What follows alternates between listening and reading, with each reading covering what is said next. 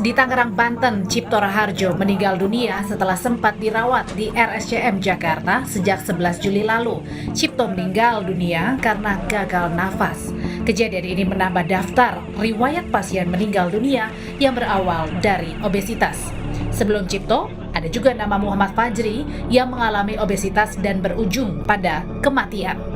Obesitas atau kondisi penumpukan lemak yang berlebih menjadi salah satu penyakit yang perlu diintervensi oleh pemerintah. Selama 20 tahun terakhir, laporan dari Our World in Data, angka kematian akibat obesitas di Indonesia terus meningkat. Secara keseluruhan di dunia, Organisasi Kesehatan Dunia WHO menyebutkan obesitas menjadi penyebab kematian terbesar nomor 5 di dunia. Untuk mencegah generasi penerus terkena obesitas, perlu peranan edukasi bagi masyarakat di sentra-sentra pelayanan kesehatan. Pemerintah bahkan telah serius mencanangkan monitoring perkembangan balita dari masalah stunting hingga obesitas.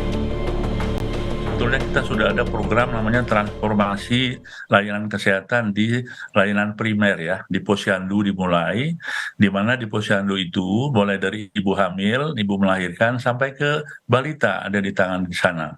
Nah, khusus balita di situ ada yang disebut dengan penimbangan, mengukur berat badan, tinggi badan yang rutin. Dalam kartu menuju sehatnya itu akan terlihat nih, apakah anak ini dalam normal perkembangannya sesuai dengan umur atau dia di bawah.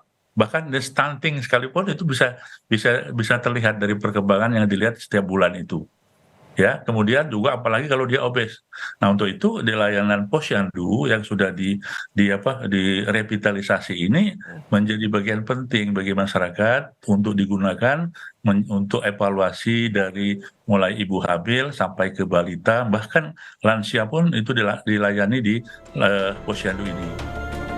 Sinergitas antar kementerian harus diperkuat untuk menangani masalah obesitas di Indonesia.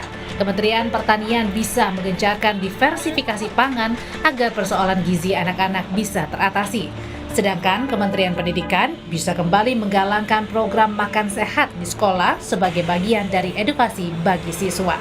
Obesitas harus jadi salah satu perhatian negara untuk mengejar bonus demografi kita menyongsong Indonesia Emas 2045.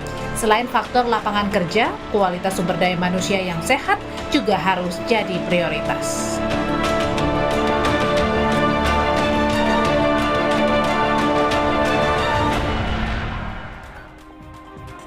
Ya, saudara, obesitas atau kondisi penumpukan lemak berlebih di dalam tubuh menjadi sorotan akhir-akhir ini. 2 kematian pasien di tahun 2023 akibat menderita obesitas harus jadi perhatian untuk menyongsong generasi SDM yang berkualitas. Inilah catatan Kompas TV, saudara. Saudara, data dari Kementerian Kesehatan menunjukkan 1 dari 3 orang dewasa di Indonesia menderita obesitas. Dan 1 dari 5 anak dengan rentang usia 5 hingga 12 tahun menderita obesitas.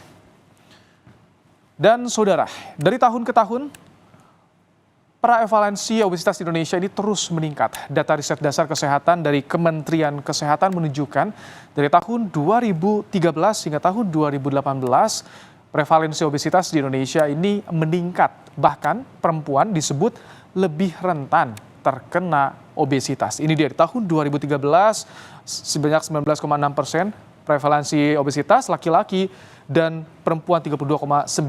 Bayangkan di tahun 2018 meningkat drastis. Laki-laki 26,6% dan perempuan mencapai 44,4%, saudara.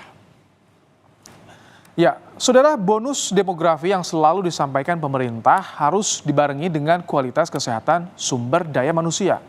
Dengan antisipasi obesitas sejak dini, saudara, harapan Indonesia memiliki generasi emas di masa depan akan terbuka lebar. Demikian catatan Kompas TV hari ini.